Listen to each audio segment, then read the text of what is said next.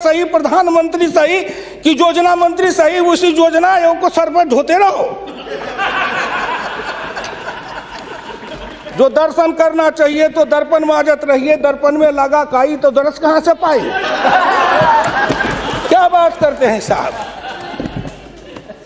इस हिंदुस्तान में अगर किसी का, मैं प्रधानमंत्री जी बैठे हैं, मैं भुक्तभोगी हूं, जिस रोग से मैं पीड़ित हूं, कहीं ना कहीं उस रोग से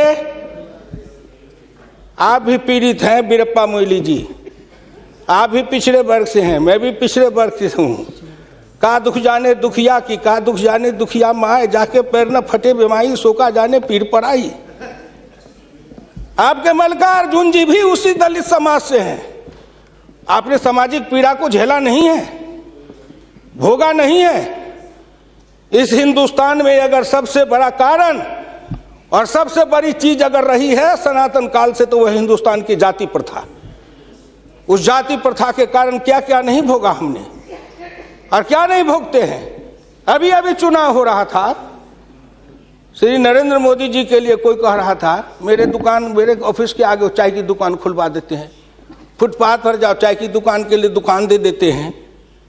और कुछ कहने के लिए नहीं मिलता है, लोगों को नहीं मिलता है क्या? क्यों उपहास करते हो? मैं लोकसभा में हूं, अगर कोई कहे शरद यादव गए थे चुनाव लड़ने के लिए अमेठी में, लोकदल से नारा लगा था शरद यादव वापस जाओ, लाठी लेके भैंस चढ़ाओ। कर्पूरी ठाकुर जैसा नाई का बेटा गरीब, जिसके नेतृत्व में बिहार में इतना परिवर्तन किया, वो बिहार का मुख्यमंत्री बना, 27% आरक्षण दिया, हाई स्कूल तक फीस माफ किया, मिडिल स्कूल तक फीस माफ किया, 5 एकड़ से मलगुजारी माफ किया। और कर्पूरी ठाकुर के लिए नारा लगा था कर्पूरी ठाकुर दिल्ली जाओ, छुड़ा लेके सैलून खोलो। क्या क्या नहीं सहा हूं, क्या क्या नहीं देखा हूं। इसलिए दिल के अंदर वो दर्द और पीड़ा है। क्या फिर कहीं ना कहीं मुझे यह भी लगता है, क्या हिंदुस्तान के पिछड़े और दलित समाज के लोगों ने अपराध किया था कि उसमें जन्म लिया? किसी ने भगवान के यहां दरखास्त दिया था कि मुझको तेली बना दो, मुझको लोहार बना दो, मुझको कुर्मी बना दो, मुझको कहार बना दो, मुझको अहिर बना दो, मुझको कलवार बना दो? कोई दरखास्त देके तो नहीं आया। आज वित्त मंत्री जी को धन्यवाद देगा, प्रधानमंत्री को, कि उन्होंने बजट में कुछ ऐसी योजनाएं बनाई है जिससे हिंदुस्तान के जाति प्रथा के बंधन को ढीला करने का अवसर मिलेगा। जब उनकी आर्थिक चेतना बढ़ेगी, आर्थिक विकास होगा कब? जब गांव में पैसा जाएगा तब, गरीब के हाथ में रोजगार जाएगा तब, उनकी आर्थिक उन्नति होगी तब कहीं जाके उनके जीवन में विकास होगा। आपने सोचा कि गांव का विकास कैसे होगा? क्या प्रधानमंत्री ग्रामीण सिंचाई योजना कोई मामूली है? खर्च पर पाबंदी लगाते हुए डॉक्टर लोहिया ने इसी लोकसभा में बहस करते हुए पंडित नेहरू से कहा था, मैं कुछ नहीं चाहता, एक काम कर दो, सारे लोगों के, बड़े लोगों के खर्च पर सीमा लगा दो, आय पर, आमदनी पर नहीं, खर्च पर सीमा लगाओ, इससे अधिक खर्च नहीं करेगा, और उससे जो पैसा बने उसके एक सिंचाई योजना बनाओ और 20 साल का बॉन्ड बनाओ। मैं कुछ नहीं कहता, केवल हिंदुस्तान के हर खेत में पानी पहुंचा दो, हिंदुस्तान की तरक्की हो जाएगी। डॉक्टर लोहिया इसी सदन में कहे थे। वो तो अग्रवाल थे, बनिया थे, उनको क्या जरूरी थी इस बात को बोलने का? लेकिन मैं कहता हूं कि हिंदुस्तान के गरीब, निर्धन, निर्बल और पिछड़ों का इस युग में अगर एकमात्र राजनीतिक मसीहा पैदा कोई लिया तो डॉक्टर राम मनोहर लोहिया थे, जिन्होंने जगाया, नेतृत्व को पैदा किया गांव के गली से। इसलिए मैं आपसे विनम्र प्रार्थना करना चाहता हूं कि अगर प्रधानमंत्री ग्रामीण सिंचाई योजना से हर खेत को पानी, हर हाथ को काम, दीनदयाल उपाध्याय जी ने कहा, डॉक्टर लोहिया ने कहा, 1 बीघा खेत और 1 गाय, अपनी खेती अपनी राय।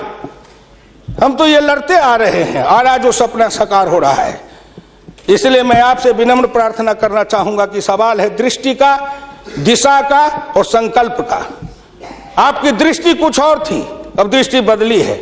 हिंदुस्तान के गांव के गरीब पिछड़े दलितों ने मिलकर कन्याकुमारी से कश्मीर तक, कामरूप से द्वारका धाम तक, इस आसान मान के साथ आपके शब्दों में जिनको आप अपने ऑफिस के आगे चाय की दुकान खुलवा रहे थे, वो चाय की बेचने वाला, रेल के फुटपाथ पर पानी पिलाने वाला गरीब निर्धन, जिनकी मां मजदूरनी का काम करती थी, ऐसे के बेटा को भारत का प्रधानमंत्री की कुर्सी पर बैठाया कि नरेंद्र मोदी आएगा, भारत का प्रधानमंत्री बन जाएगा, गांव गरीब किसान मजदूर के भाग्य चमक जाएगा। उन्होंने इसलिए सपना को देखा है। वो हो जाएगा क्या? ये 9 महीना में हो जाएगा। आप नेता बोलते थे, मैं सुन रहा था, मुलायम सिंह आदरणीय बोल रहे थे, मेरे साथी हैं, बरसों तक समाजवादी आंदोलन में लड़े, कि 9 महीना में तो बच्चा पैदा हो जाता है। मैंने कहा कितनी वैज्ञानिक बात कर रहे हैं, ये तो वैज्ञानिकता है, प्रकृति का नियम है, 9 महीना में बच्चा पैदा होता है। लेकिन जो बच्चा पैदा होता है, क्या वो बच्चा 9 महीना में फिर बच्चा पैदा कर देगा क्या?